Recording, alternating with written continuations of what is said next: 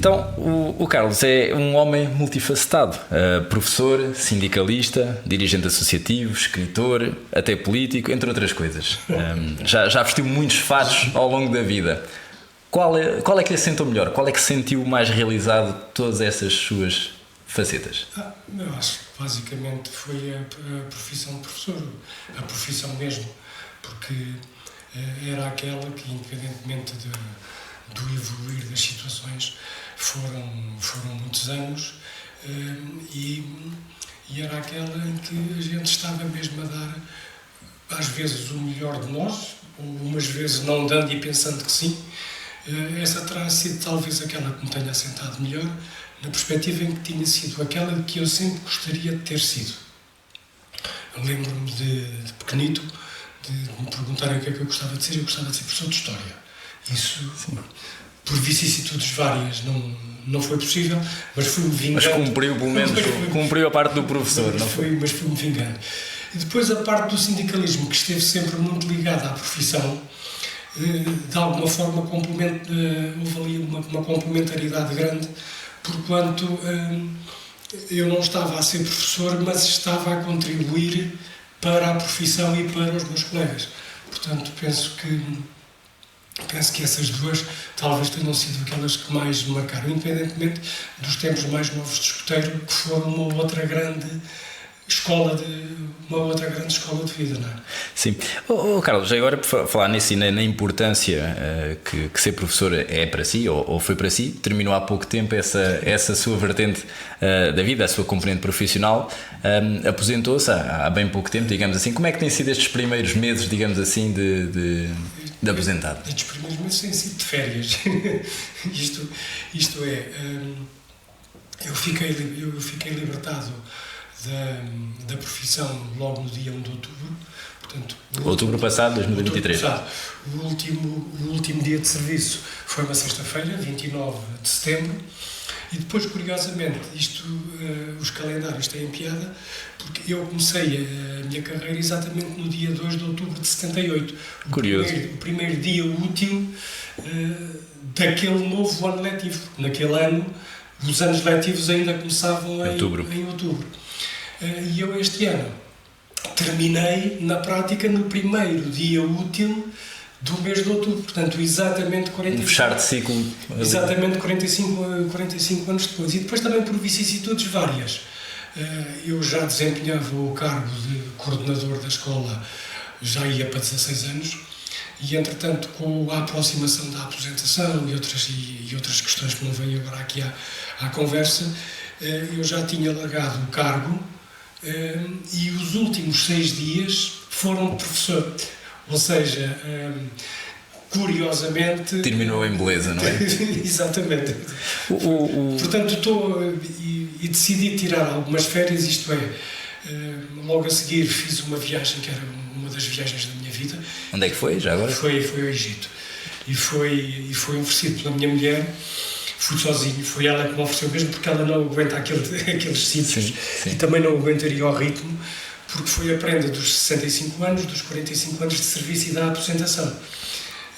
E como é que foi essa viagem? Essa viagem... Cumpriu as expectativas? Sim. Independentemente de algumas questões que a gente se vai apercebendo no terreno, da riqueza e da miséria, não é? O ver como é que as civilizações se desenvolvem, e às vezes por causa de um fiozinho de água que é o Nilo, não é? Comparando com o mundo, aquilo é um fio de água, e é aquilo que dá a riqueza e que determina a vida das pessoas. Portanto, as pessoas vivem mesmo ali ao lado. Portanto, o próprio Nilo torna-se um deus para aquela gente. Mas depois tem as outras conveniências e as outras inconveniências.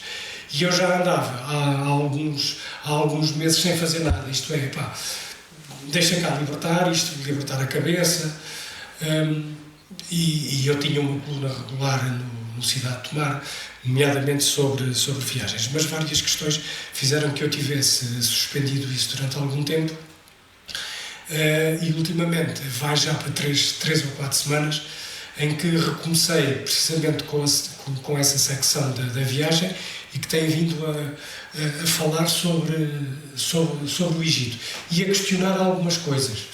Isto é, Tais como, por exemplo? Porque é que eu vejo múmias nos museus? Tem sido a pergunta que mais me tem assaltado. A gente faz uma viagem ao Egito e vai ver templos e vai ver câmaras funerárias, basicamente, independentemente do resto. E depois as múmias aparecem enfaixadas naquelas gases e a gente depois vê as extremidades dos membros, quer dos pés, quer das mãos, negros. Não é? E aquilo está em exposição e supostamente é um cadáver. Supostamente não, é um cadáver. E tem ali 4 ou 5 mil anos de morte. Não estou a dizer de vida de propósito, mas tem 3 ou 4 mil anos de morte. E com que legitimidade é que nós estamos a ver aquele corpo que, no fundo, ele esteve a ser preparado para alguma descrição e para algum repouso eterno, não é? E nós fomos lá e escavámos. Ok, tudo bem, uma coisa são as riquezas, são os objetos, são as alfaias, são os sarcófagos. Eu isso admito e é interessante até no plano cultural e no plano artístico. Agora, eu entro no museu, no primeiro museu que entrei, este programa foi o Museu de Luxor, a gente começa a ver ali uma série de peças que ficamos muito entusiasmados porque foi aquilo que nós aprendemos nos livros de história e depois nós encontrarmos as coisas, aquilo é muito empolgante, é muito emocionante.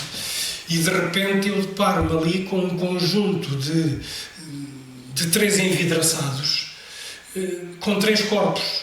E choca. E com que legitimidade é que eu estou a ver e estou quase com contra mim falo, com uma espécie de curiosidade mórbida. Eu até me aproximo mais, se calhar, para ver se aquilo é mesmo o resto do dedo ou da unha. Isto é mórbido estar a dizer isto, mas eu gostaria que fizessem isto ao meu pai, pois. Não é?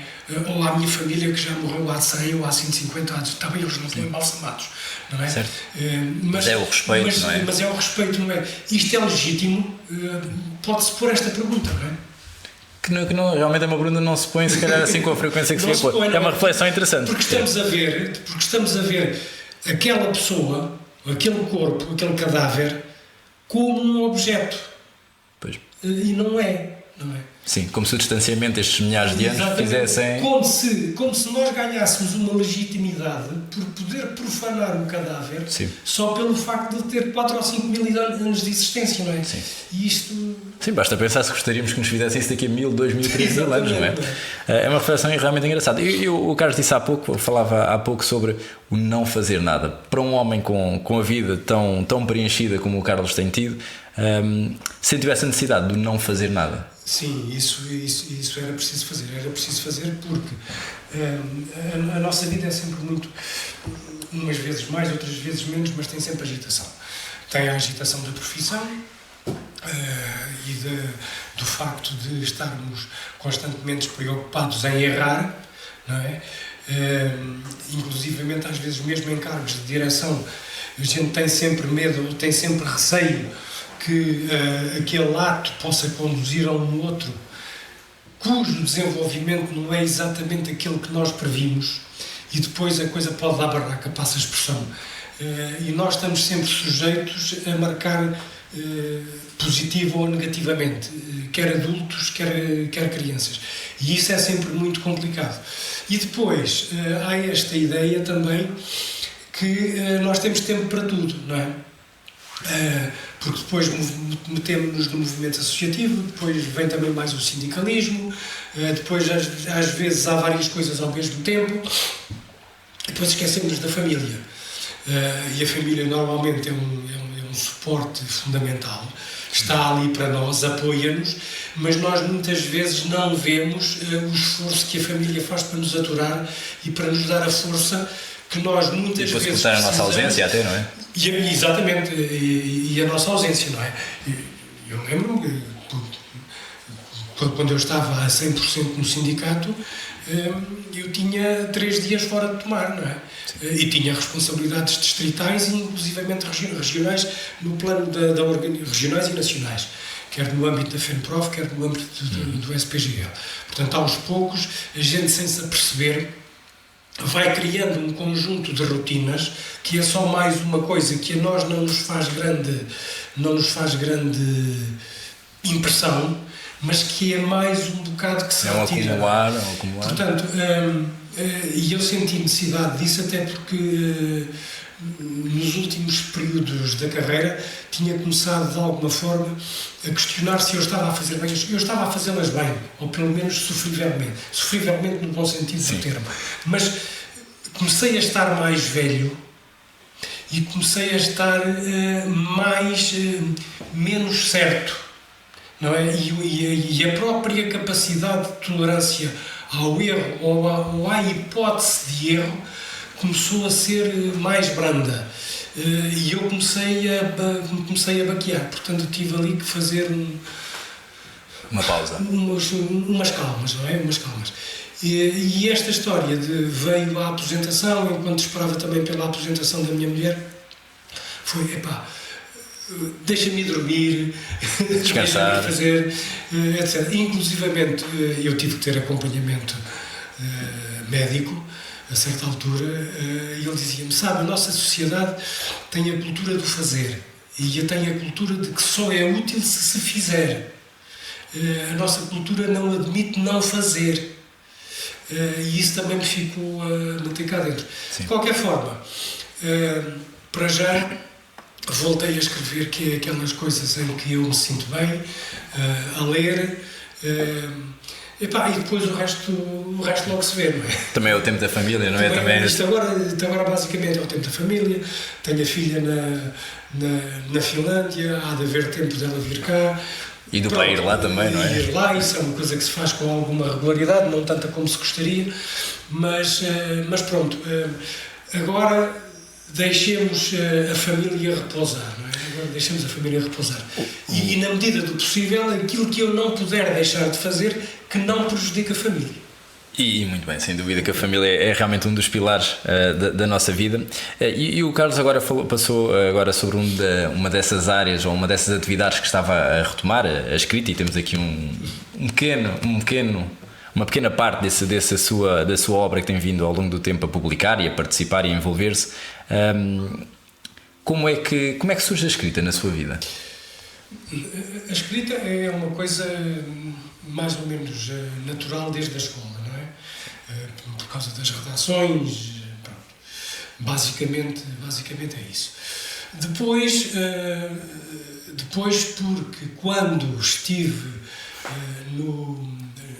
a tirar o curso do magistério primário, a gente depois também se mete logo na política associativa, não é?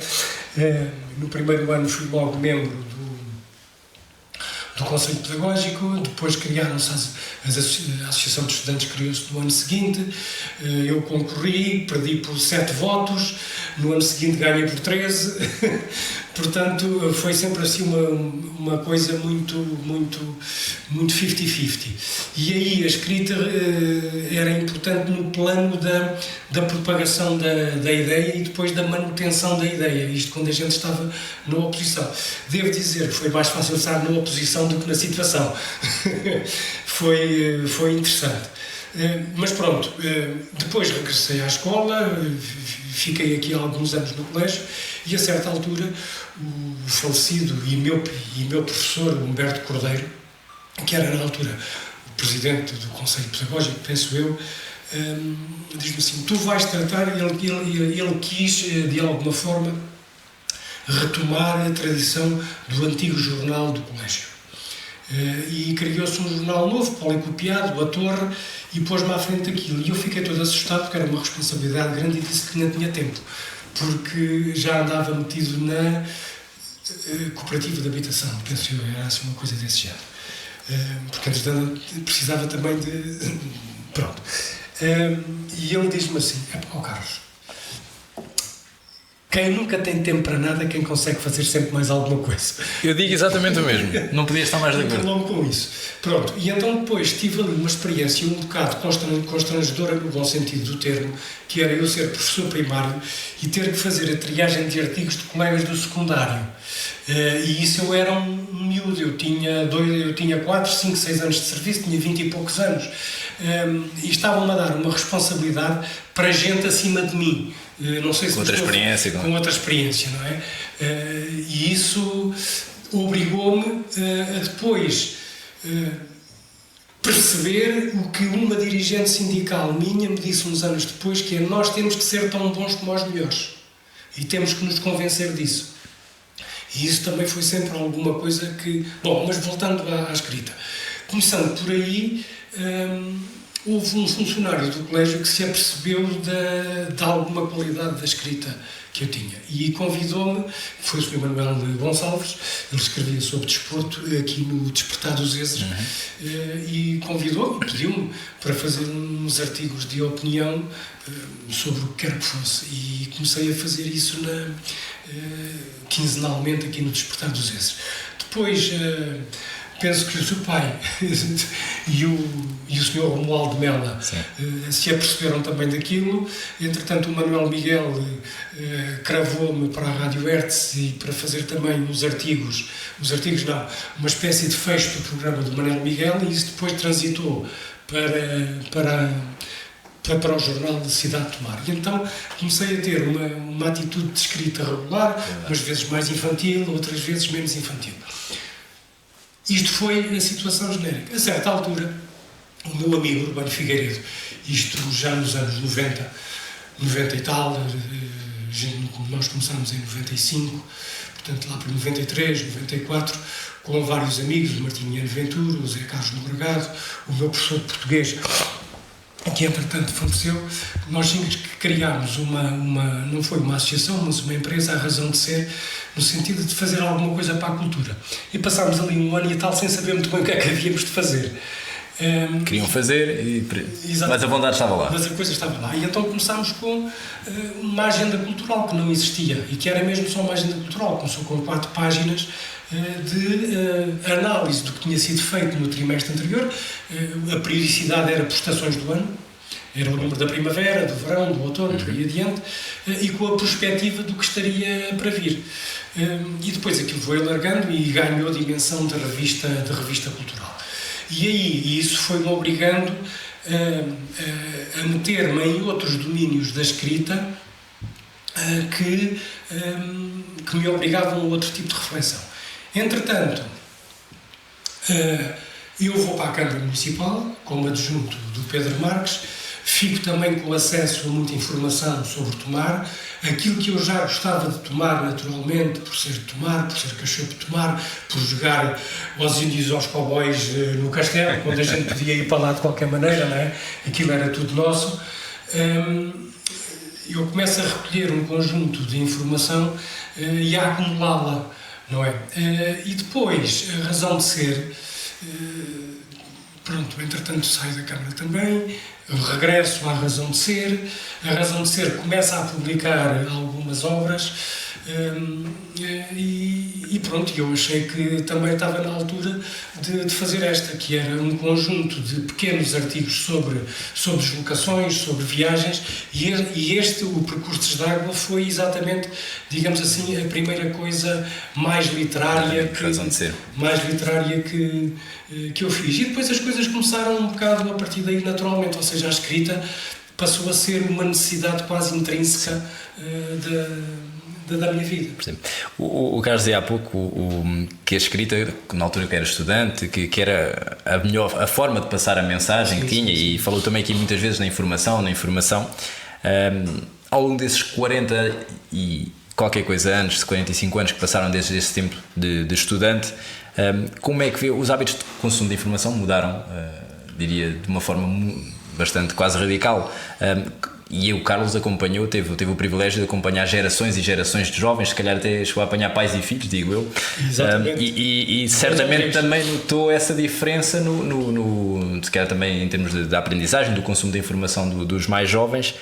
Como é que vê a sociedade hoje em termos de consumo de informação, comparando com aquela quando era estudante, em que a escrita tinha a importância que tem, ainda tem hoje essa importância na sua opinião, ou mudou apenas a forma? O que é que acha? Eu acho que mudou, que a sensação é mais ter mudado a forma do que o conteúdo. Acho, independentemente de a leitura através dos telemóveis, dos tablets, dos computadores, aparentemente poder ser mais ligeira, digamos, o que é facto é que continua a ler-se bastante. Todavia, nós não nos podemos esquecer de um serviço muito importante que a escola, lato sensu, sempre teve, e que nos últimos anos, com as bibliotecas escolares, veio de alguma forma poder, não digo colmatar, mas equilibrar estes balanços, não é? Por exemplo, nos primeiros anos da minha profissão, não havia as bibliotecas escolares com a formalidade com que hoje existem, mas havia pequenas bibliotecas, pequenos livros. E havia uma coisa que nós fazíamos muito, e eu fazia muito isso, que era pedir aos pais dos miúdos para eles levarem cada um uma almofada para nós, normalmente à sexta-feira, para ser um dia mais suave, para sentarmos todos o rabo no chão e eu estar-lhes a ler as histórias. Por exemplo, sei lá, aquela história do leão, a feiticeira e o guarda-fato, que foi feito pelo Lewis para o filho, quando foi da guerra na Segunda Guerra Mundial. É um livro que eu tenho completamente estourado, aquilo está tudo escavacado. Porque aquilo foi bom sinal. Foi lido à exaustão aos miúdos. E aquilo era lido aos capítulos, semanalmente. E todos com o rabo sentado no chão, o professor e alunos, uns estendiam-se, outros deitavam-se, e a entoação que se dava e a leitura fazia-se viver aquilo. Pronto, os tempos foram mudando, as bibliotecas escolares instituíram-se e institucionalizaram-se de uma forma muito mais abrangente, muito mais eficaz. Passou a haver um conjunto de formalidades e de regras para que as bibliotecas escolares se pudessem formar. Não podia ser formada uma biblioteca escolar de qualquer forma, tinha que ter um mínimo de requisitos. A formação do leitor e dos conteúdos passou a ser importante, e a atividade do professor bibliotecário como animador de leitura passou também a ser muito determinante. E, ou seja, muito do trabalho que se fazia de uma forma mais empírica, digamos assim, na sala de aula, passou a ser feito de uma forma mais formal. Sim. Nas bibliotecas, e as bibliotecas passaram a ter uma componente de leitura, ela muito, muito forte e muito eficaz. E, simultaneamente, os pequenos jornais escolares, monográficos ou não, obrigavam depois também à escrita, para que pudesse haver, digamos assim, essas ligações, essas compensações entre a leitura e a escrita. Portanto, nós podemos ter esta sensação, talvez um bocado fácil e superficial, de que a malta vai na rua e só vai olhar para o telemóvel e mais não sei quanto. Mas se a gente vê fotografias antigas, se calhar no metropolitano ia toda a gente a ler o jornal e agora vai toda a gente a ler o telemóvel. Os recursos e os suportes são diferentes. A leitura está lá. Provavelmente a forma menos formal com que se escreve talvez faça com que o apuro na escrita possa ser prejudicial. Por outro lado, a massificação do ensino também vai trazer uma série de constrangimentos e desenvolvimentos a tudo isto. Portanto, o que eu penso é que, de alguma forma, é errado nós fazermos uma análise, assim, preto-branco, entre o que eu estou a viver agora e o que eu vivi, como no meu tempo é que era bom e no meu tempo é que se fazia, porque as coisas são completamente diferentes. Eu já não fazia como o meu pai, e eu já não aceitava exatamente aquilo que o meu pai me dizia. Eu, por exemplo, eu não gosto do acordo ortográfico, mas vi-me na obrigação de a certa altura, fazer um esforço para poder cumprir aquilo que era a legislação, que era ensinar com o novo. E aquilo para mim era difícil. Mas a primeira coisa que eu fui fazer para introduzir o acordo ortográfico aos miúdos foi levar um texto do Alexandre Herculano, do tempo do meu pai, antes do acordo ortográfico de 31, com a mesma obra do Alexandre Herculano de 75, para eles verem que o português de 31 já não era o mesmo de 75, e para se fazer perceber que não iria por ali, aparentemente, muito mal ao mundo. Todavia, a mim continua-me a fazer diferença, às vezes, faltarem os Cs antes do Ts, a abertura da vogal com tudo aquilo que, entretanto, desapareceu. Porquê? Porque nós fomos formatados a ler a língua também de uma forma visual, não é? Eu, quando estou a ler a palavra e leio a palavra ata de reunião, quando eu leio a palavra ata, ou quando eu digo a palavra ata, eu na minha cabeça estou a ver o C antes do T. Certo. Se eu estou a ler a palavra ata sem o C antes do T, aquilo faz-me comichão. Pronto, e eu sou um bocado relapso relativamente a isso, e é por isso que eu não escrevo de acordo com o acordo ortográfico. Mas tive que fazer um esforço do arco da velha para poder corresponder àquilo que era. É pena que o acordo ortográfico não esteja implantado, ou se calhar não é pena, porque no fundo parece que ele só cá está num sítio e nos outros países não funciona, não é? Pois. É uma boa questão. E isso também leva-me aqui, ou deixou-me a pensar com algumas das coisas que disse sobre a escola. Digamos assim, sobre a escola. Nós até este ano fazemos 50 anos de abril, de democracia, e o Carlos essencialmente viveu a escola quase durante todo este período na liberdade, exatamente. E a pergunta que eu lhe fazia é se a escola soube, porque falou muitas mudanças dos tempos e desta evolução, e a minha pergunta era se a escola tem sabido acompanhar esta evolução dos tempos, na sua opinião. Eu acho que sim, em dois patamares. Num primeiro patamar, mais próximo do 25 de Abril, em que a população era outra e em que a memória do antes de 25 de Abril ainda estava muito fresca. E as crianças com quem nós lidávamos não tinham muita noção do que tinha sido. E de alguma forma talvez fosse mais fácil fazer a abordagem, porque inclusivamente as famílias também estavam muito próximas. E então aí, digamos que a abordagem à liberdade, a abordagem... Passámos também por grandes convulsões, porque num relativamente curto espaço de tempo nós tivemos 4 ou 5 alterações programáticas. Aquilo foi tudo muito rápido e era muito complicado. Quase que não havia tempo para avaliar se as coisas que tinham sido feitas previamente estavam a ser exatamente bem feitas ou não. Entretanto, com o tempo que foi passando, a democracia e as vivências e as liberdades foram se instalando e foram sendo naturais. E a maior parte das pessoas hoje, mesmo muitos professores, nunca viveram em situação de ditadura ou de autocracia e tomam por garantido aquilo que existe. E às vezes pode haver algum abrandar de cuidado relativamente... Por exemplo, ainda hoje é fácil sensibilizar as crianças fazendo-lhes comparações. Vocês sabem que, por exemplo, aqui há uns anos só havia um telefone em casa e estava preso à parede. E há algumas situações, se nós pusermos um telefone dos velhinhos, eles põem-se a carregar nos botões e não põem a andar a roletar a roda. Como é que aquilo funciona, não é? Sim. Existem diversos vídeos pela internet em que expõem esse tipo de... Mas eu tenho experiência disso. De fazer isso mesmo. Uns alunos da minha mulher foram uma vez a casa cantar-lhes os parabéns e em cima da minha secretária tenho um telefone desses, meramente decorativo, e os miúdos levantavam o auscultador e carregavam nos botões. Professor, isto não está a funcionar. Pronto.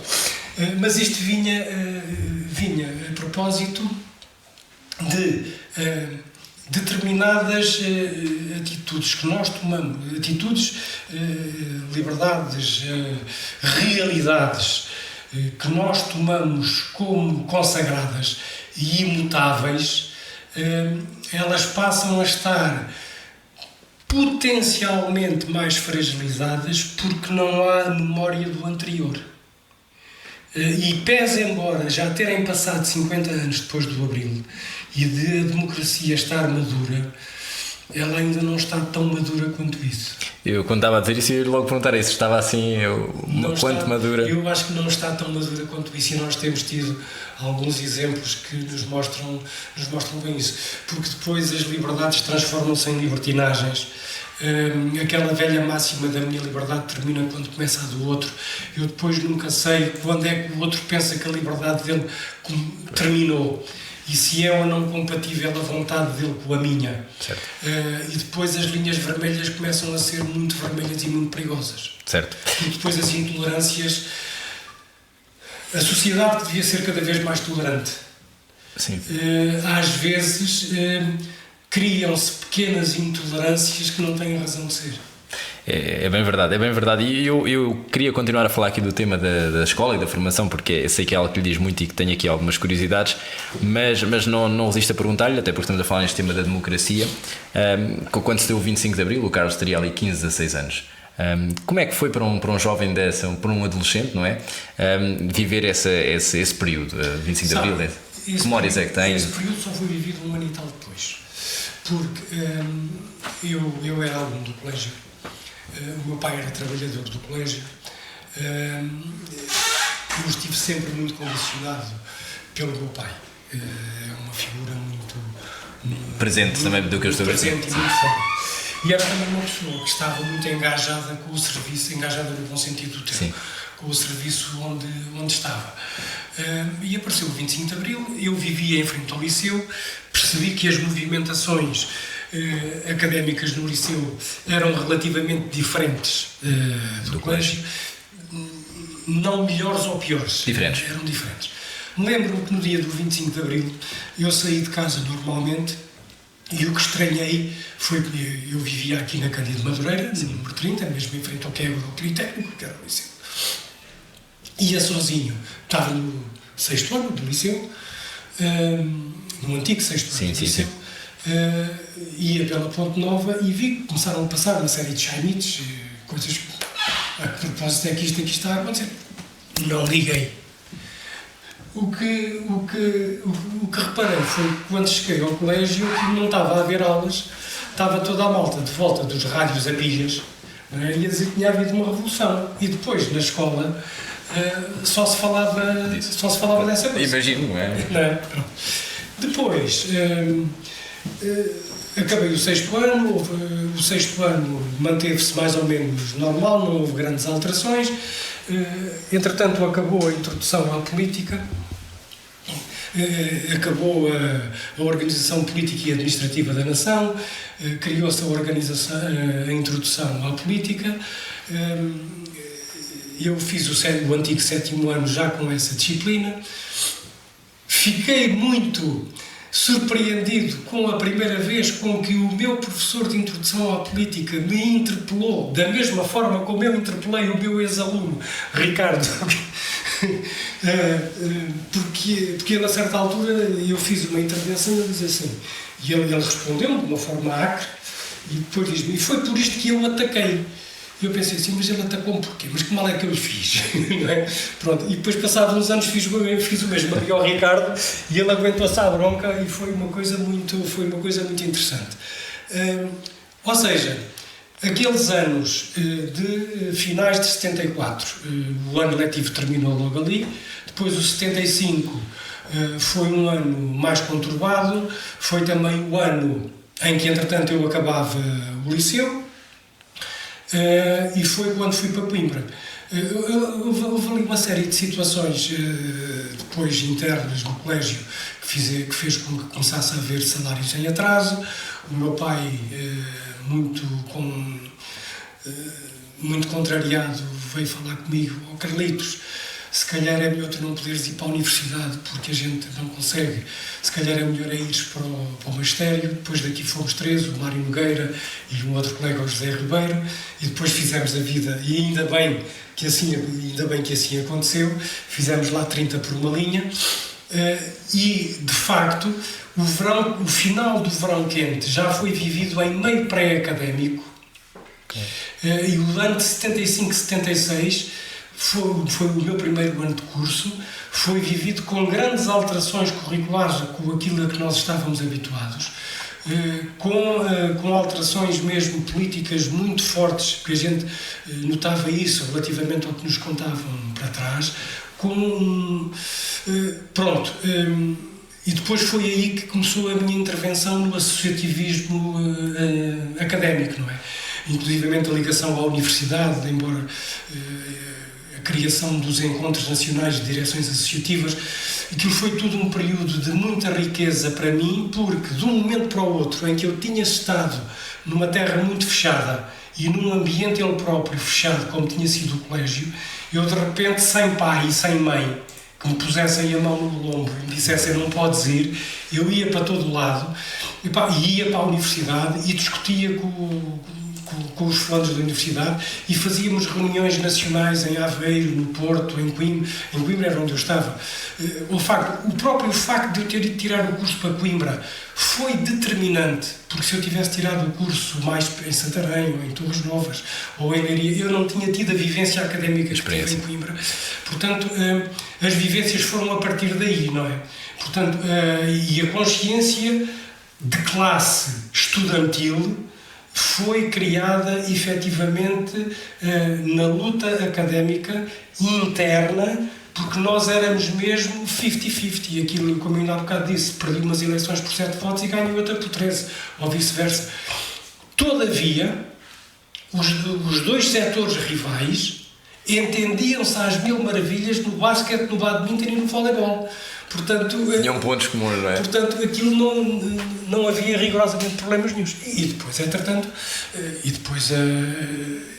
venho para Tomar, regresso ao colégio, a vida no colégio estabilizou-se, e depois é quando o colégio termina, em 85, que eu saio para o ensino público, e há depois todo um conjunto de situações que fazem com que eu então entre na vida sindical e passe a ter uma outra noção do que é que era a vida, e do que é que era a vida de professor e do que é que eram os constrangimentos. E isso aí foi muito, muito, muito... Até porque eu estava embora como independente e como unitário, como chamava a malta do PCP, como os unitários, eu estava num sindicato muito preso às forças políticas de esquerda, designadamente ao PCP, embora houvesse núcleos e bolhas do PS, da UDP, do que quer que seja, e depois havia os unitários. Tinham havido alguns exageros sindicais em 75, 76 e por aí adiante, e eu, quando vim para o sindicato e abri a delegação do sindicato em Tomar, senti o peso dos erros e demorou muito tempo a reganhar a confiança das pessoas, até porque a gente não se podia esquecer que nós estávamos numa organização de esquerda, mas cuja base social era de centro-direita. Não é? Portanto, a estrutura dirigente era à esquerda, mas a base social era centrista e era de centro-direita. E eram pessoas mais idosas. E havia que fazer muito jogo de cintura. E felizmente conseguiu-se ultrapassar isso. Pronto, e depois passou essa fase, veio a fase da política e isso passou também.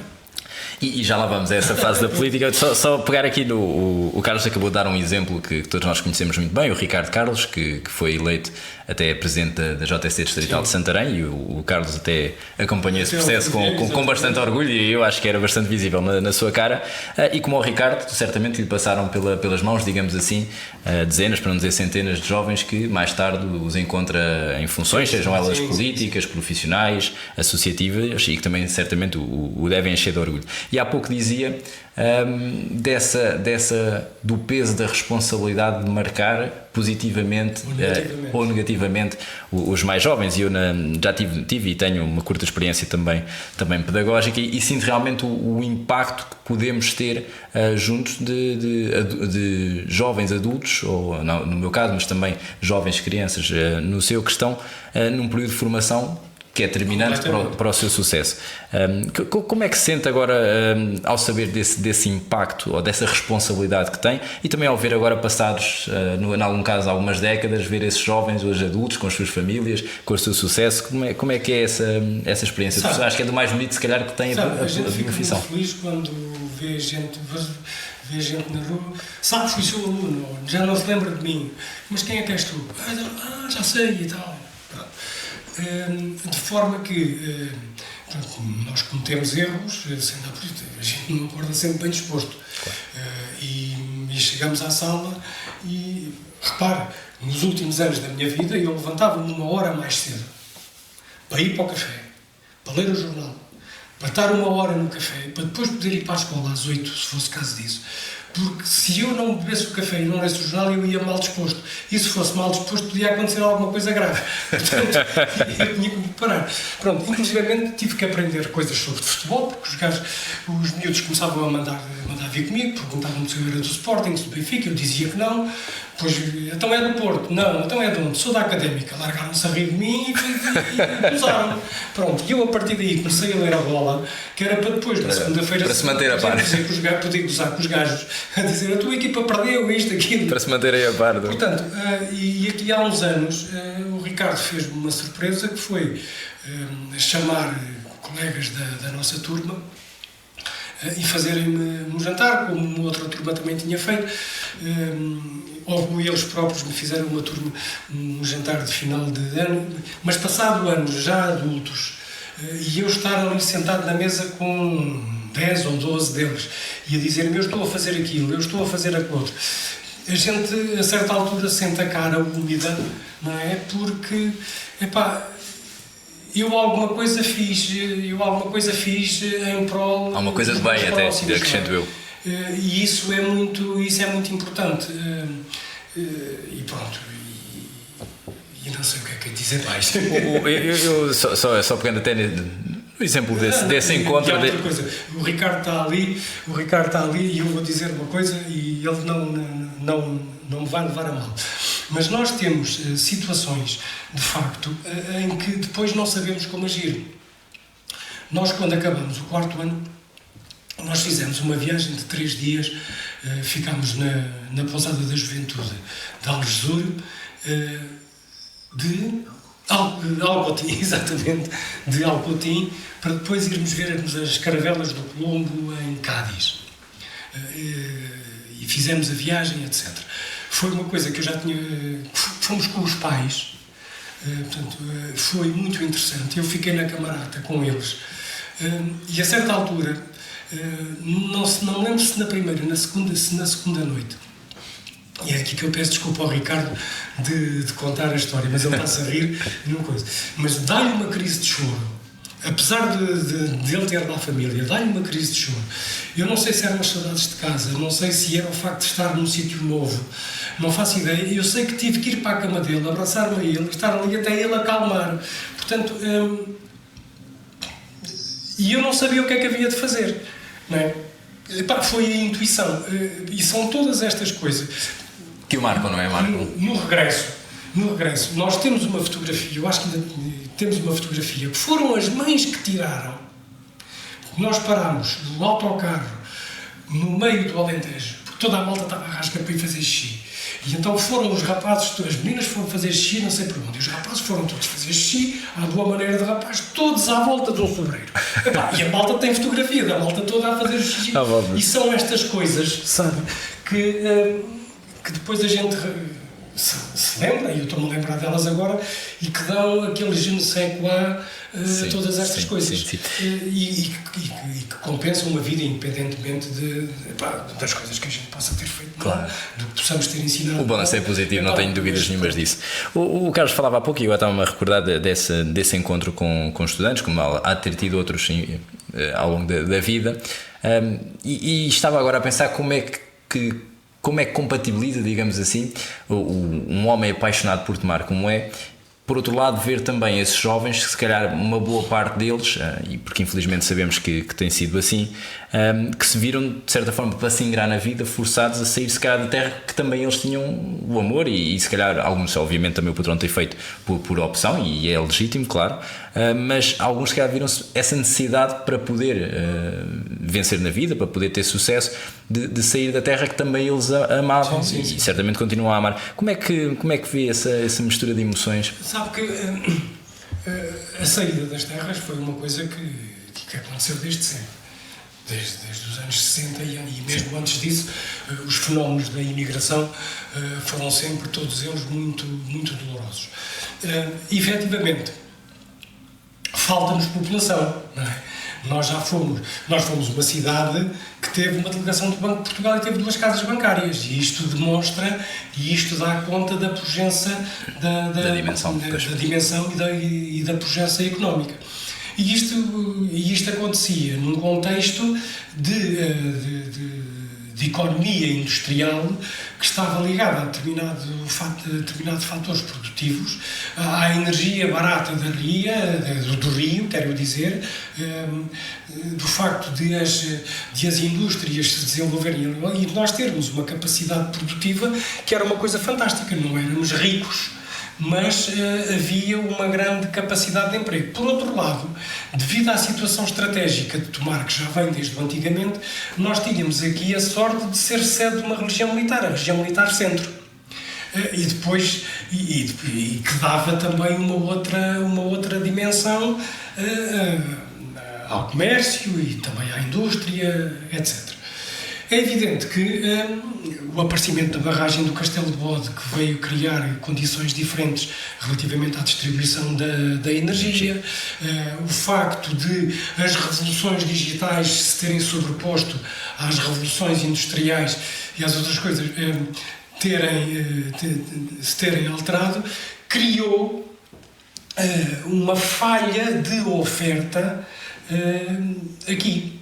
Eu lembro-me que eu estava no sindicato e ainda me admirava de como é que, havendo aparentemente uma diminuição, não era galopante ainda, mas uma diminuição de pessoas, e não havendo aparentemente setor produtivo, ou havendo setor produtivo, se quisermos, de ordem secundária, e ele a gente a perceber-se que as coisas estavam a aproximar-se de algum fim, como é que a cidade continuava a ser a segunda do distrito em quantidade de estabelecimentos de ensino, independentemente do setor de educação.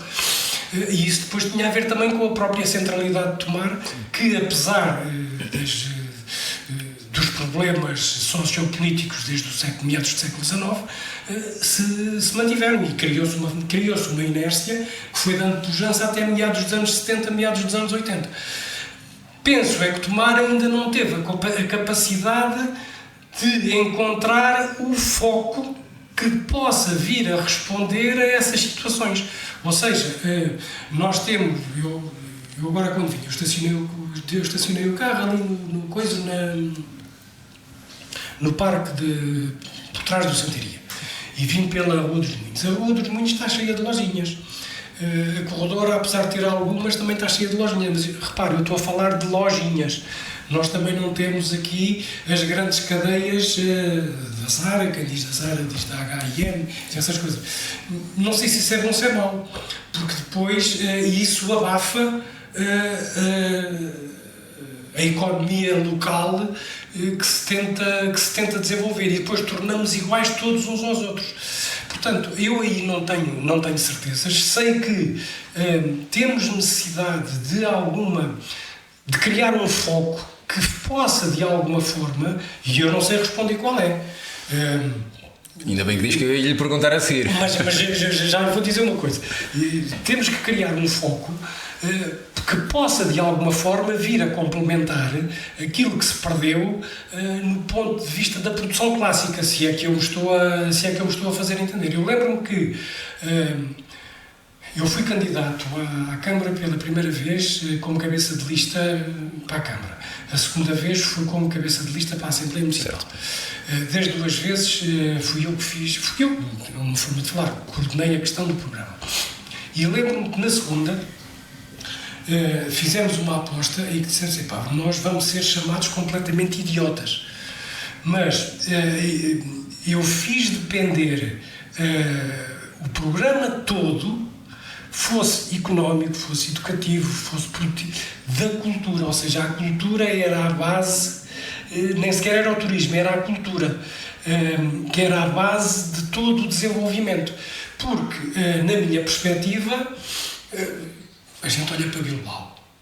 Bilbao vive não apenas do museu. O museu vive porque Bilbao tinha uma capacidade produtiva ao nível do ferro e das indústrias, como é que se diz, daí decorrentes, que proporcionaram isso. O Bilbao, o Guggenheim em Bilbao foi um acaso.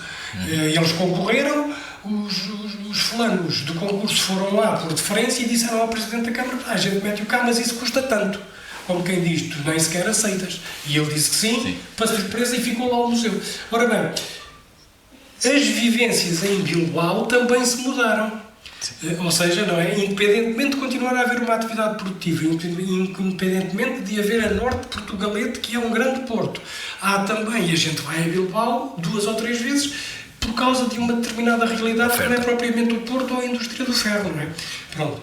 Portanto, para mim aqui era uma questão semelhante, ou seja, eu é que ainda não descobri qual é que é o foco, nem como é que, se eu pensasse no foco, como é que ele se pode criar. A gente tem uma universidade, tem um Instituto Politécnico, supostamente tem a obrigação também de fazer prospecção de mercado nessas situações.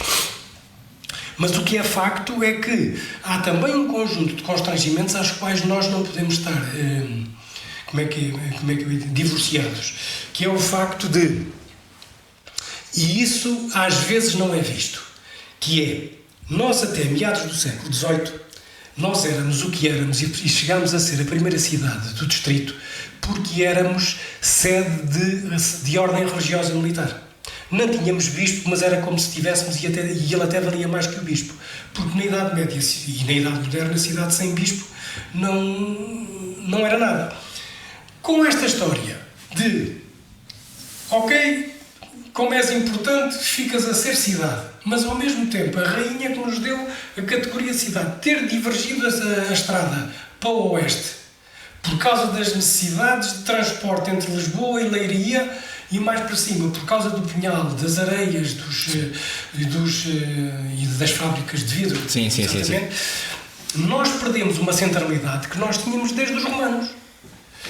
E essa centralidade e a força política que nós, quando eu estou a falar de nós, estou a falar de cidade. Sim, a força política que nós tínhamos decorria numa primeira fase da importância de ser cidade real e cidade mestral, e com tudo o que daí advinha, e com a inércia que se foi criando e que foi permitindo que os grandes industriais dos finais do século XIX e do princípio do século XX continuassem a criar contra vento e marés um desprestígio, digamos assim, no plano político para um prestígio no plano produtivo. E foi isso que se manteve, na minha perspectiva, que manteve essa situação.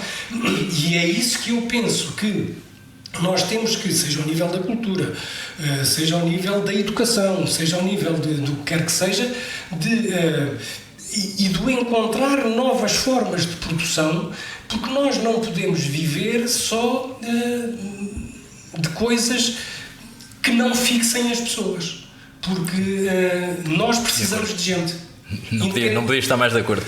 O Carlos já produziu outra vez, tocámos aqui neste tema da política, e o Carlos, como disse, foi candidato à Câmara Municipal, teve também já durante o mandato na Assembleia Municipal. Como é que foi essa experiência, essa passagem pela política? Eu acho que isso foi muito giro. Porque, para já, o facto de ter passado pela política e através do Bloco foi pela reverência à história. Foi por causa do professor Fernando Rosas. Ou seja, o professor Fernando Rosas era uma pessoa por quem eu tinha e tenho uma grande simpatia. E a primeira vez que o conheci foi para o levar... Estava eu ainda na Câmara e a escola Jacques Marathon criou uma iniciativa sobre o 25 de Abril com o professor Fernando Rosas e eu, com o professor José António Carlos Godinho, fomos buscá-lo a Lisboa, à casa dele, e trazê-lo e depois colocá-lo. E foi aí que eu o conheci e foi aí que eu... sabe, é o respeito pelo professor. A entidade do professor é uma coisa que me marca. E depois a malta daí, das minhas relações, começou-me a chatear e a desafiá-lo. E eu fui resistindo. E fui candidato à Câmara, fizemos lá o programa, concorri sempre como independente. Fiquei danado de ter ficado em último lugar abaixo do CDS, porque eu isso lá, perder não me chateava muito. Quer dizer, chateava. Claro. Mas ficar abaixo do CDS, isso é que me chateou. Isso é como eu. Essa que foi aquela coisa, isto... Pronto, foi assim, isso foi do piorio. E fiquei comprometido com isso. Eu tinha pedido ao meu pai para ser o último da lista, simbolicamente, por causa daquela figura paternal que eu feito. Aí o meu pai apercebeu-se e veio ter comigo ao Santiria e disse assim: opa, tu deste o nome e tu deste a cara, já fizeste o que tinhas a fazer, não te preocupes.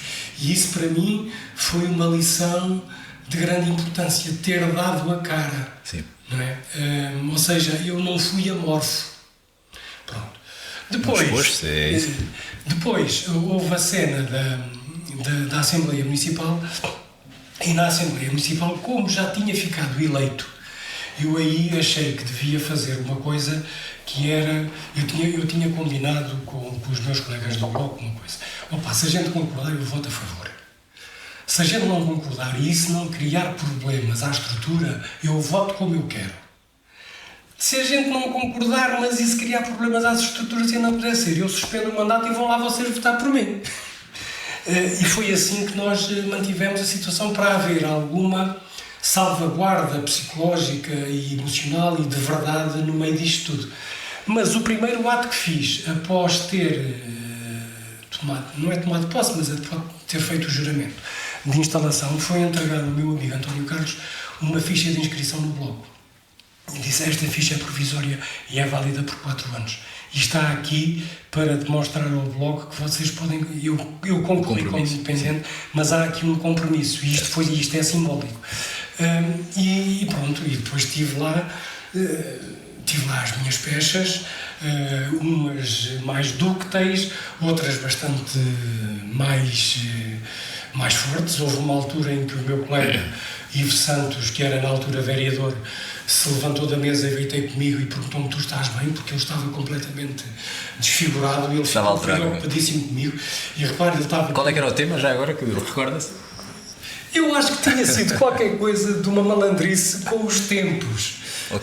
Tempos, porque aquilo foi numa altura, acho que foi numa altura em que houve a desvinculação de um colega, membro de uma Assembleia de Freguesia, já não sei de que partido, como independente. E eu era o único membro isolado até aí. Grupo municipal. Exatamente. E tinha-se negociado um conjunto de tempos que me davam 6 minutos de intervenção, era assim uma coisa, independentemente do resto. E que para mim era relativamente suficiente, independentemente depois das artimanhas que a gente foi aprendendo a fazer, com as declarações de voto e essas coisas todas. Para ganhar mais uns minutos. Vocês sabem mais do que eu, mas pronto.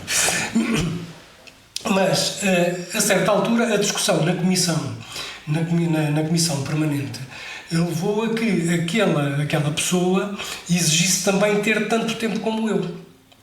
E isso depois acho que foi aceito, isto foi ainda com o Miguel Arroz como presidente, e a coisa foi aceita, e a certa altura veio uma avalanche de potenciais desprendimentos de outros presidentes de junta para ganharem exatamente porque assim ganhavam aumentarem exponencialmente a mesma coisa. Resultado, eu de um momento para o outro, para resolver aquilo, fiquei com metade do tempo. Saí da sala completamente baratinado. 3 minutos, convenhamos que não é muito tempo, não é? Pronto, 3 minutos é para dizer o que olá, boa tarde, tão bons, como é que é? E até à próxima. E até à próxima. E depois chamei de tudo.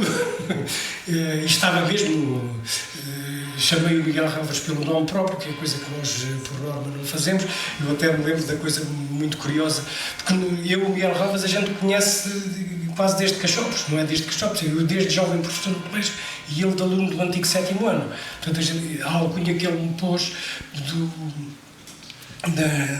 na escola, que era Ricardo e as Borboletas, foi ele que me pôs a alcunha por eu andar sempre com os cachopos atrás de mim. Portanto, mas fiquei danado com ele. E sei que eu estava a falar e ele não estava a ligar nenhuma, estava lá na posição e eu a certa altura disse: Sr. Presidente, Miguel. E é quando eu digo Miguel que ele olha para mim. Alto, está aqui alguma coisa. Alguma coisa, o gajo está a falar comigo. Pronto, e depois isto meteu-se também com mais outras pessoas na Assembleia e sei que eu estava completamente transfigurado. Estava mesmo zangado. Penso que no fim daquilo tudo depois abandonei a reunião. Foi assim uma coisa feia. Talvez hoje não tivesse feito, ou talvez fizesse, mas aí estava mesmo zangado. Mas depois o que é certo é que a gente, como é que se diz, negócio é negócio, conhaque é conhaque. Houve alturas em que depois de uma grande discussão a gente cá fora dizia sempre: mas porquê que tu me estás sempre a bater? Numa boa, na conversa, não é? Portanto, a política também tem destas coisas e a gente conseguia saber distinguir uma das coisas. Agora, independentemente disto que são episódios mais ou menos laterais, tenho a noção de que há algumas propostas que eu fiz e que há algumas que foram rejeitadas de início, como algumas de apoio à festa dos tabuleiros, às fatias de tomar, às panelas, foram numa primeira fase rejeitadas por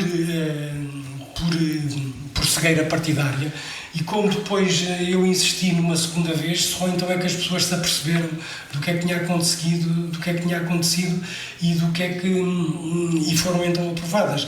A questão dos transportes públicos não é de minha autoria, mas fez parte isolada do meu programa de candidatura. Portanto, houve algumas das situações em que eu muitas vezes colocava apenas como mero membro da Assembleia Municipal as propostas que nós tínhamos apresentado no programa eleitoral e que não eram tão antagónicas como isso, elas eram muito pacíficas, mais porque tinham a ver com tomar, de facto, e essa foi sempre a minha preocupação. Sim. Mas foi uma grande, os últimos 4 anos foram muito importantes, até porque com o trabalho nas comissões, houve ali uma equipa muito interessante, multipartidária, em que nós nos entendíamos muito bem nas comissões que eram, embora cada um de nós valesse mais votos que outro, como éramos paritários em número nas discussões, as conversas não tinham nada a ver com uma conversa formal. Mesmo divergindo em algumas coisas, o objetivo... Houve uma situação, já não sei em qual Assembleia foi, em que nós tínhamos debatido a coisa de uma forma muito intensa. Não sei quem é que foi o redator, se fui eu, acho que fui eu. Não fui eu, se foi o Bruno Graça, em que a gente depois, com aqueles tiques esquerdistas, a gente escreve as coisas de uma determinada maneira e há uma colega de um outro partido que diz assim: eu concordo com o que nós estamos a decidir, mas eu não posso votar isso por causa dessa linguagem. E a gente mudou a linguagem.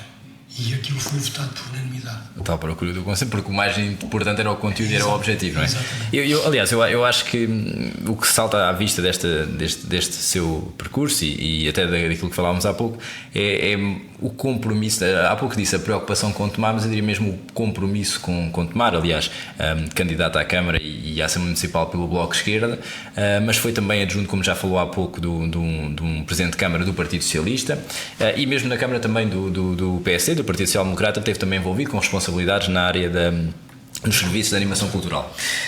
E isso acho que, acima de tudo, fica claro o seu verdadeiro compromisso e a sua verdadeira preocupação com Tomar, e acho que é isso que toda a gente, de forma transversal, reconhece. E eu até por a forma como falou agora da sua experiência política, dá-me vontade de fazer uma pergunta um bocadinho provocatória: se agora com a disponibilidade da aposentação se pondera um regresso. Não. Porquê? A água nunca passa duas vezes debaixo da mesma ponte. Da mesma forma que o sindicalismo, para mim, passou, a intervenção política partidária na Câmara, isso também passou. Portanto, eu não tenho planos, nem digo que desta água não beberei, não, eu não tenho mesmo planos para isso. Uma coisa está a acontecer uma atividade importante, eu tenho uma ideia, eu contribuo com essa ideia, eu ajudo, eu participo, isso é uma coisa, porque isso é o pôr em uma cenoura de tomar à frente, não é? Agora... E é a melhor cenoura de todas, não é? Agora... Esse período passou. Período passou. E depois, das tais coisas, eu já não ia ter a capacidade de tolerância para os jogos políticos que são necessários fazer. Eu ia tornar-me muito mais intolerante, chato. São os cabelos brancos a falar, não é? Um bocado isso. Carlos, ainda antes, até porque agora queria falar um bocadinho nesses seus contributos, nas suas ideias, nas suas propostas, mas não podia deixar de realmente referir, até porque temos aqui mesmo à nossa frente este seu livro, este seu manual, que foi também algo que, através do plano de inovação do agrupamento de escolas templários, e se não estou em erro, no ano 2020-2021, o ano letivo, permitiu introduzir aqui uma disciplina da sua responsabilidade, que é a disciplina de História e Tradições de Tomar. E isto, claramente, só da cabeça de alguém que realmente tem essa cenoura, de tomar. Como é que surge esta ideia, e como é que também agora, passados estes anos, avalia este projeto, esta disciplina que temos aqui? A ideia é fundamentalmente o conceito pedagógico e não minha. Porque com a alteração legislativa que existiu, estas coisas depois no Ministério da Educação funcionam todas muito bonitas. Vocês ficam com autonomia para utilizarem X% da carga letiva, mas tem que ser como a gente quer. Que autonomia dentro das nossas regras. Então, isto vai haver um chapéu de chuva, vocês chamam-lhe como quiserem, mas isso tem que lá meter-se o estudo do meio físico e social, as disciplinas disto, daquilo e daquilo, portanto fica português, matemática, estudo do meio e depois uma disciplina que engloba artes, expressões físico-motoras, etc. e fica ali um chapéu de chuva. E depois mudam as designações, mas a gente vai ver aí pelos agrupamentos todos por país fora e aquilo funciona tudo na mesma. Ou praticamente na mesma, independentemente de algumas particularidades ali ou lá. O meu agrupamento entendeu que devia, nessa nova disciplina, que no fundo é um chapéu de chuva para um conjunto depois de áreas, meter uma na área da cidadania, que teve ali alguns percalços no início e que não chegou a ser completamente assumida, e uma outra que era precisamente esta, a história e as tradições culturais de Tomar, em que, de início, ficaria uma hora semanal retirada aos bocaditos das outras disciplinas. Tirou-se, imagino, meia hora a português, meia hora a matemática, não sei se meia hora... Já não faço ideia como é que o Conselho Pedagógico fez isso. E o Conselho Pedagógico pediu-me para fazer a disciplina. E a primeira coisa que se fez na disciplina foi precisamente os conteúdos e os objetivos e os conteúdos programáticos, que é aquilo que aqui está. E isso foi feito. E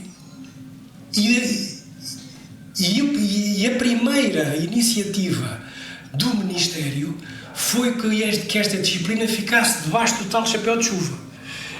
Eu não sei como é que o Conselho Geral e o Conselho Pedagógico conseguiram dar a volta ao Ministério e a disciplina ficou completamente autónoma.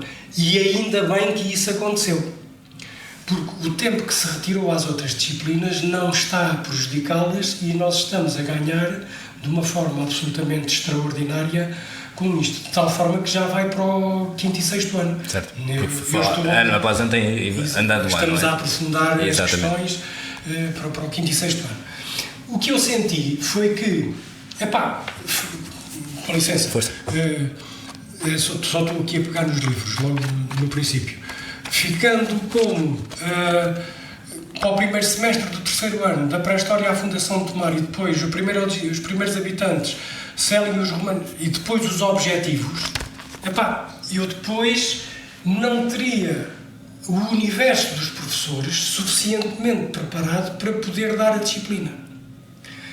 Porque os objetivos, se o Tiago ler, eu estou sem óculos, se o Tiago ler, por exemplo, aqui só dos visigodos e da Nabância, só os 3 valores os objetivos: perceber que a história é uma sucessão de acontecimentos, identificar a razão de ser da margem esquerda como zona de fixação e identificar os vestígios da época. São os 3 únicos objetivos para este parte. Mas tem muito que lhe diga, não é? Mas independentemente ter muito que se lhe diga, são objetivos que são facilmente assimiláveis. Em 10 minutos a gente consegue que os miúdos assimilem isto. E não se chateiem. Mas a profusão de informação que está no capítulo é completamente desproporcionada relativamente àquilo que é preciso. E ela foi feita desproporcionada propositadamente para os adultos. Isto é, para o adulto professor e para o adulto encarregado de educação. Porque depois os miúdos levam o livro para casa e vão chatear as famílias. Ó pai, como é que é isto? Anda cá a ver isto, porque eu quero que tu venhas... E nós temos exemplos dos miúdos que obrigam os pais a irem passear ao fim de semana e têm que ir ver isto e ver aquilo outro. Portanto, o manual surge na sequência de se criar informação adicional para os docentes, se criar informação adicional para as famílias poderem ajudar em casa, até porque depois, no final de cada capítulo, há um conjunto de atividades muito simples. E como os livros ficam para os garotos, para eles, à medida que vão crescendo, passarem a ter informação que vão lendo com outros olhos. Portanto, o manual surge na necessidade de criar um instrumento que vá resolver algo que só depois a mera elencagem dos objetivos não é suficiente, porque nós não temos tido massa crítica suficiente em Tomar para colocar um conjunto de informação disponível para as crianças. E depois, na sequência disso, aparece este outro, que é o Dicionário Básico de Tomar. Vamos aqui já um bocadinho mais volumoso, digamos. Mais volumoso, e que eu estou a reformular. Eu chamo-lhe Dicionário Básico, que é para depois não me dizerem que eu estava a armar aí ao pingarelho, porque é mesmo básico e é básico porque não tem lá tudo, nem pode ter. Mas este dicionário básico vem no sentido de depois de poder ainda ser um instrumento mais forte com informação, já não em conversa tão basilar. Mas neste formato de dicionário, não é? Mas com um formato de dicionário que permite obter muito mais informação.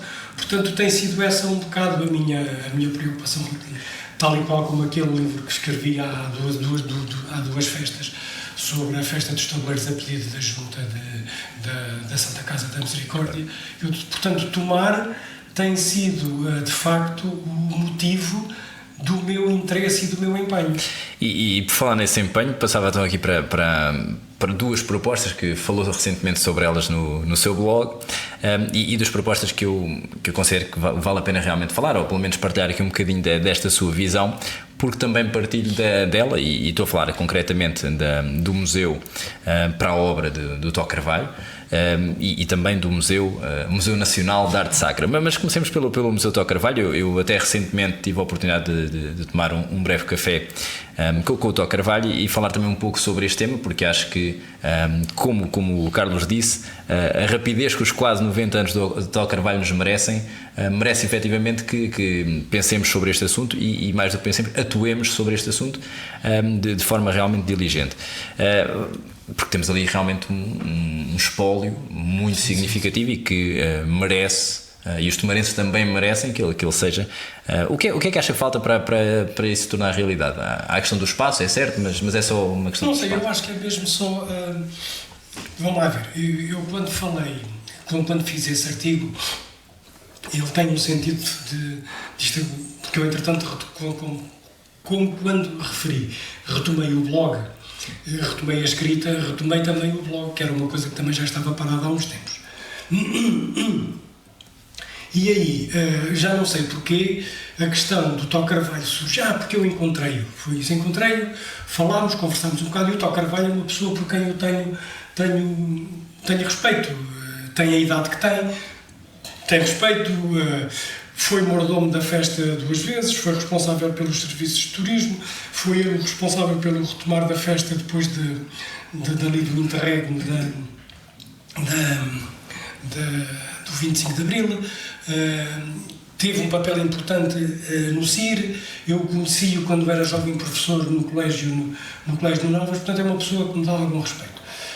E a obra dele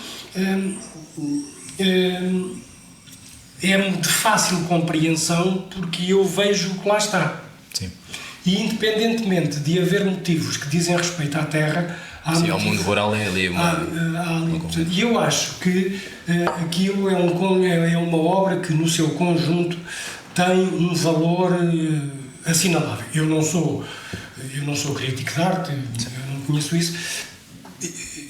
Eu gosto do que gosto. E acho que é uma pena aquele espólio estar no armazém dele sem estar visível. Eu, quando aí falo numa exposição permanente, não quer dizer que seja uma exposição permanente absoluta de toda a obra. Aliás, nós temos Sherman de Macedo, nós temos a Maria de Lourdes Melo e Castro, que felizmente agora há pouco tempo vi, começou já o trabalho de sustentação da fachada da casa. Sim. E existe a intenção do projeto do arquiteto Costa Rosa e de outros. Que felizmente o mar é muito rico, não é? De artistas e exatamente. Ou seja, nós temos um conjunto de obras que estão, inclusivamente quando fechou, por várias razões, o Museu João Castilho, ali no andar superior do turismo. Perdeu-se a possibilidade de termos um conjunto de obras, não apenas da Maria de Lourdes, mas também de pintura naturalista de finais do século XIX, princípios do século XX, e que é também muito relevante e muito importante. E depois nós temos isso, ou estava espalhado por vários sítios, ou neste momento está guardado nos serviços de museologia, etc. Está acondicionado, mas não está visível. Não cumpre o seu verdadeiro. Ou seja, independentemente da obra do Tó Carvalho, que no seu todo é um conjunto que depois pode ser nucleado, não é? Sobre a festa, sobre o tomar, não me interessa, juntamente com outros autores, com outros pintores, teria todo o interesse que nós tivéssemos uma exposição permanente da riqueza pictórica que nós temos contemporânea, digamos assim. Sim. E isso é praticamente um dever de cidadania. Nós temos isso porque, no fundo, é o respeito pela nossa própria memória e pela nossa memória recente. Não diria de melhor forma. E agora não tão recente, se calhar, mas a sua outra proposta que falou recentemente, proposta, digamos que no fundo é como diz, está à vista de todos, não é? Aliás, eu passo até a ler aqui e a citá-lo do seu artigo no blog, em que fala do Museu de Arte Sacra, aliás, o Museu Nacional de Arte Sacra, como diz, face à importância das obras em causa, em que diz que em Tomar há um museu escondido à vista de todos, o Museu de Arte Sacra de Tomar. Trata-se de um museu disperso ou organizado em vários núcleos de fácil e gratuito acesso, e depois dá alguns exemplos: a Igreja de São João Batista, Santa Maria dos Olivais, da Misericórdia, de São Francisco, por aí fora. E realmente é como diz, é um tesouro, não é? Que está à vista de todos e que no fundo só precisa aqui se calhar quase de tal catalogação do tornar, do formalizar, digamos assim, do efetivar, não é? Este projeto. Isso está em curso. Está em curso. Está em curso. Sabe que houve uma vez, por mero acaso, que eu estava a conversar com a vereadora Filipa por várias razões, informalmente. Sim. Até tínhamos combinado falar aqui embaixo na esplanada, mas depois estava frio e fomos para um sítio mais reservado. E depois disse-lhe assim: tu já viste que... Não, a senhora vereadora já viu. Pronto, mas já viste que nós temos aí um acervo que é uma coisa completamente parva. Sim. Então, mas o que é? É isto assim, sabe? E depois, passados uns dias, falei com o Ricardo e disse-lhe assim, pensa lá aí no museu novo que a gente aqui tem. E ele lá começou a pensar e tal, e lá chegou. Sei que a ideia foi bem acolhida pela Câmara. Eu tive notícia disso quando houve lá em cima a abertura a apresentação da Rota dos Templários. Sim. Da Rota dos Templários. E naquele entrementes entre o entrar e o sair, o Presidente da Câmara falou-me disso, a Filipa também. Aliás, a Filipa já tinha tido... Não tinha sido uma conversa no sentido de... Sim. Não é? Mas na sequência... Mas exploratória, não é? Exatamente. Não, nem sequer conheci. Okay. Não, era uma conversa de café. Sim. E eu, porque eu já tinha pensado... Eu tenho andado aí a fazer várias visitas e de vez em quando perco-me nos quadros. E os quadros são desvalorizados porque estão num contexto de monumentalidade que depois parece que são subservientes ou são, ou são secundários. E não são. E quem diz quadros diz a arte funerária, diz o próprio tesouro da igreja, não interessa. E de facto nós temos um acervo que é uma coisa completamente parva. Parva mesmo, porque aquilo é mesmo uma brutalidade enorme. E só estou a falar cá de baixo, porque se nós formos lá acima à charola, quer dizer, não foi por acaso que em 1996 ou 97 houve a exposição Brilho do Norte no Palácio Nacional da Ajuda, que era a exposição flamenga, de arte flamenga, de estatuária flamenga em Portugal, e em que estiveram lá em cima os santos e os profetas todos da charola. Portanto, nós não temos noção da dimensão do património que temos. E depois, quando a gente vai lá ver acima o convento, a gente fica esmagado pela brutalidade do convento. E depois o resto passa tudo ao lado. Mas mesmo na charola, nós, entre os quadros parietais, por lá está alguns, mesmo alguns que são cópias, nós temos têmporas nas paredes, ou seja, feitas pelo Veríssimo Serrão, ou seja, que é um pintor de Tomar que está ali enterrado na igreja de Santa Maria, na igreja de Santa Iria. Portanto, não só tábuas, telas, têmporas, frescos, nós temos uma quantidade pictórica que não nos passa pela cabeça. E nós vamos às outras igrejas todas e temos uma quantidade assinalável de obras. Sim. E só no concelho de Tomar, só de Gregório Lopes, nós temos 11 obras. Não há em mais lado nenhum. O próprio Carlos Veloso diz que na igreja aqui ao lado, em São João Batista, é a igreja, provavelmente, com uma coleção pictórica mais rica do país. Pronto, estou a falar pelas palavras dele. Portanto, depois disso, e depois de ter havido uma outra conversa, eu apresentei já uma espécie de uma memória descritiva de como é que poderia ser o catálogo. Porque, no fundo, aquilo a única coisa que basta é nós arranjarmos no tal sítio existe isto. Dar um nome, a entidade própria específica percebe disto, que é o Politécnico, descrever a peça. Quem percebe de fotografia, fotografar a peça. Quem percebe de edição de imagem e de design, fazer a obra. E nós, com uma obra que eu reputo é equivalente à importância da carta arqueológica, nós ficamos com um repositório patrimonial que se calhar não existe no país. Em termos comparativos. Sim. Não é? Pois dá a dimensão do que estamos a falar. Isto coisas, isto existe, não é? Sim, existe, está feito, o mais difícil está feito. Então, o que é que temos? Temos uma lista das igrejas, ok? Nós vamos ver, temos uma descrição mais ou menos sumária. Se calhar, nesse próprio catálogo, como eu refiro na memória descritiva que já entreguei à Câmara, e até já está um funcionário a fazer, digamos assim, esse trabalho, de tentar fazer as compatibilizações e as vontades todas, é inclusivamente de uma forma não académica, porque nós estamos a trabalhar para o grande público. Certo. E às vezes acontecem coisas em que, sei lá, por exemplo, a carta arqueológica é feita pelo Carlos Batata e é feita numa perspectiva académica. Tem que ter citações. Sim. Sem problema rigorosamente nenhum. Mas as citações para o grande público são uma chatice, não é? E ainda por cima, como elas agora aparecem, que é fulano de tal em maiúsculas, sim, vírgula, sim. 2014. Todo esse formalismo. Todo o formalismo que prejudica a embalagem da leitura. Sim. Não é? Portanto, de uma forma certa, assertiva, não académica no sentido exagerado do termo, mas ter a noção do que é que ali está, que é para nós próprios a termos contextualizada, mesmo no plano do contexto histórico.